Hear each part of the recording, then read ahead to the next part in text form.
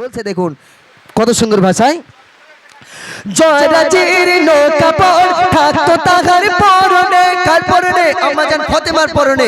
বলছে দেখুন, জয়রাজের নৌকাপড় থাকতো তাহার পরনে, জয়রাজের নৌকাপড় থাকতো তাহার পরনে, তবুও মা ফাতেমা, তবুও মা ফাতেমা চলতো না পর্দা বিনে, তবুও মা ফাতেমা চলতো না পর্দা বিনে, জয়রাজের নৌকাপড় থাকতো তাহার পরনে, জয়রাজের নৌকাপড় থাকতো তাহার পরনে, তবুও মা ফাতেমা, তবুও মা ফাতেমা চলতো না পর্দা বিনে।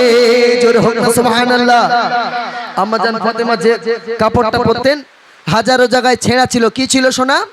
ছেঁড়া ছিল। খাজুর পাতা দিয়ে সেলাই করে করে পরতেন। এ বুতরা একটু শোন, খাজুর পাতা দিয়ে সেলাই করে করে পরতেন, তবুও বিনা পর্দায় যেতেন না।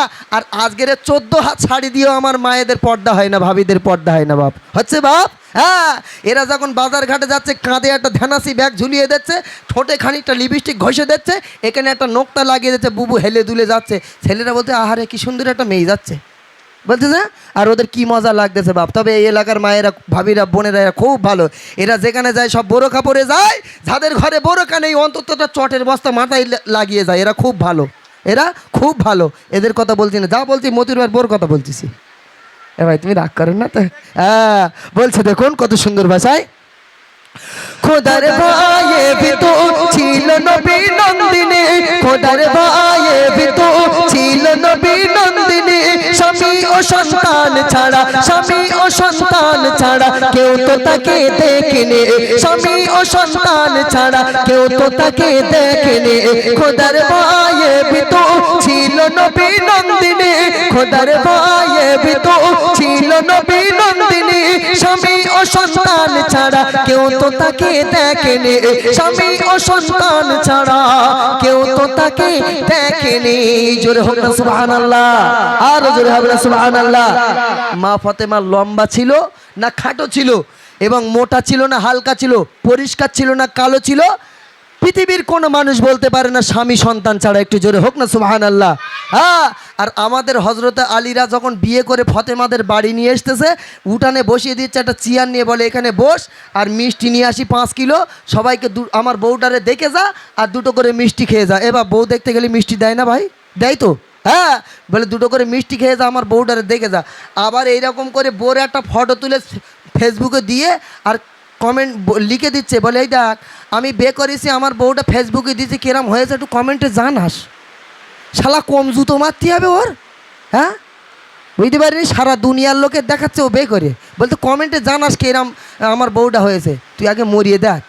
আজরাইলে মানে ফেরেশতারা খেঁটেলে বসে রয়েছে। মতির ভাই বলছিল না, বলছে দেখুন, মৃত্যুকালে ফাতেমা ডেকে বলে স্বামীকে, মৃত্যুকালে ফাতেমা ডেকে বলে স্বামীকে, কাউকে না জানিয়ে দাফন, কাউকে না জানিয়ে দাফন করবে রাতের আধারে, কাউকে না জানিয়ে দাফন করবে রাতের আধারে, মৃত্যুকালে ফাতেমা ডেকে বলে স্বামীকে, কাউকে না জানিয়ে দাফন, কাউকে না জানিয়ে দাফন করবে রাতের আধারে, জান্নাতের রমণী আমার নবী নন্দিনী, জান্নাতের রমণী আমার নবী নন্দিনী।